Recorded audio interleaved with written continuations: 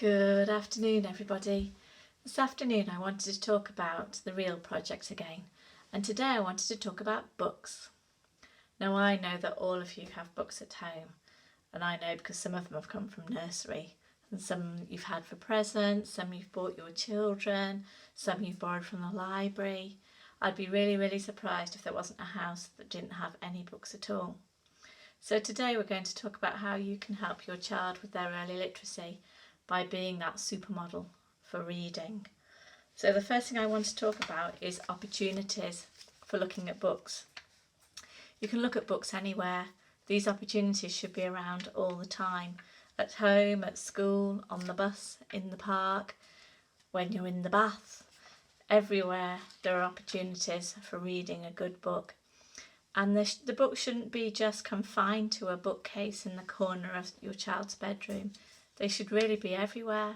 Have a basket of favourite books down by the sofa so that you can grab a book at any time and read that rather than watching the television. And I think if they're everywhere, your child is more likely to pick up a book and have a look all by themselves.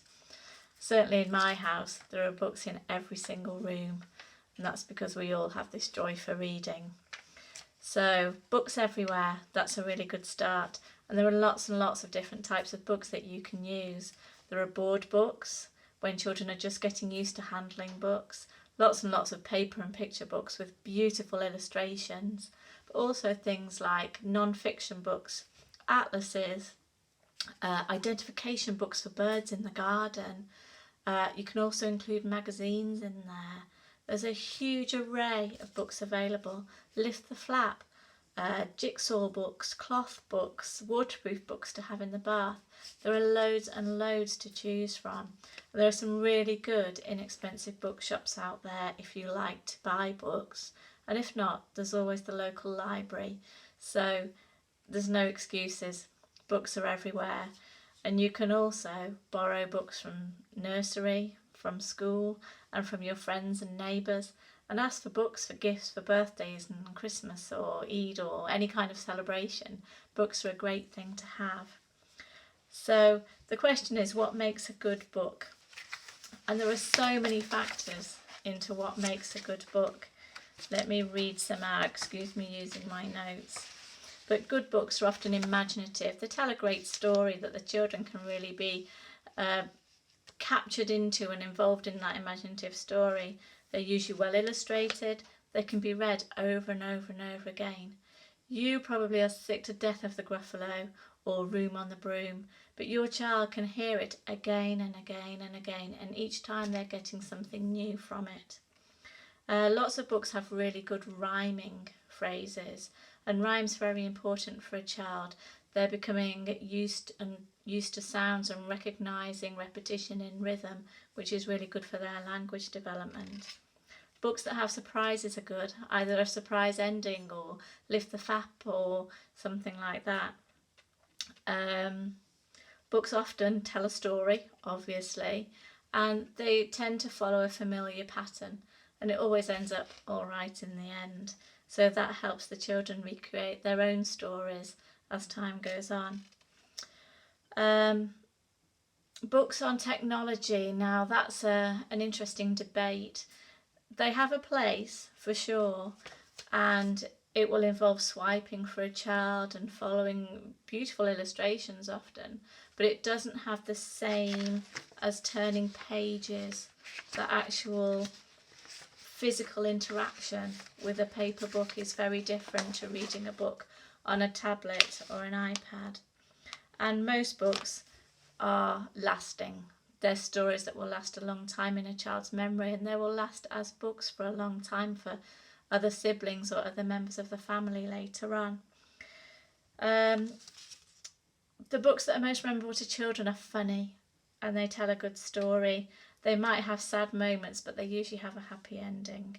Adventure stories, and those stories that hold a child's attention. I know that lots of the boys like stories where there are goodies and baddies, and that keeps them excited and enthralled in a story. Repetitive facts and interesting phrases that the children pick up are also good. I know at this time in the year the children in nursery can recite "We're going on a bear hunt" word for word.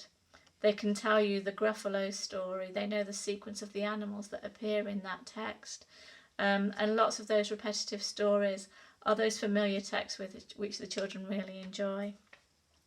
And there's lots of stories that invite a child to continue that story and repeat missing words. So if you read, for example, we're going on a bear hunt, and you leave a gap, the child will fill in that missing word, and that helps in their word recognition and memory. So that's really useful. And lots of books, of course, are specific in teaching letters and numbers and patterns and that kind of information, and those have their place too. So those are your opportunities for books at home and when you're out and about. Be as diverse as you can. Choose lots and lots of different kinds of books. The second thing I want to talk about is recognition. So the second part of that framework. So do you remember these jigsaw puzzles? This one is for reading. And as a parent, you'll be interested to colour some of these boxes in. And I think you'll be amazed that most of this jigsaw will be coloured in for your child. So does your child look at books alone? I'm sure they do. Do they join in with a story? I'm sure they do with some of those familiar stories. Do they enjoy listening? Can they turn pages? Can they point to parts of the picture when you prompt them? Do they know that author is the person that writes the book? Do they have a favourite? I think you'll find it very easy to recognise that your child can do lots of these early behaviours in terms of reading and having an interaction with a book. So that's a really good thing to have a look at. I think it's very important when you're looking at books with a child to actually talk about it. Use your language and ask the child questions or give your own opinion. Oh, I really love this story. It's my favourite because I love how the family go and hide under the duvet at the end. Or I love the way that those clever goats fool the troll and at the end they trip-trap over that bridge to that lovely green grass. So have those conversations with your child, which brings me very nicely onto interaction. Sharing a book is the best thing. Sharing books at bedtime is wonderful, but you can share books at any time. And I think travelling and journeys is a lovely idea. And just whenever you feel like it, while you're waiting for the lunch to cook, quick, grab a book. When you're waiting for the tea to be served, oh, let's have another story. So there are all these amazing opportunities where you can have that quality interaction with your child. Turn the telly off, turn the tablets off, turn the phones off, and have that really lovely moment where you're sharing a story. The fourth part is about being a fantastic model.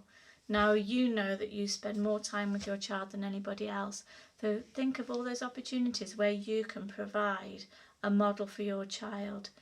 Are you reading books? Can you share with your child that actually you make time for reading, because reading is really important and valuable to you in everyday life? Read them a recipe. Explain to them what you're doing. You're following the recipe stage by stage, just to show them that there's a real value in using books every day, because literacy is all around us and it's part of everything we do. So be that model. Always have a book by the side of the bed. Always have a book handy at home where you can dip in and read just a little bit to brighten up your day. So make books a really valuable part of everyday life, because you are their first and their most important role model. So that's all I wanted to say about books, really. I've always found that books are a really magical thing, and they've always been a really significant part of my life and the lives of my children. We love to read, and we want your children to love to read too. So go and have a go. Get those books out and put them everywhere and have fun with it. See you later.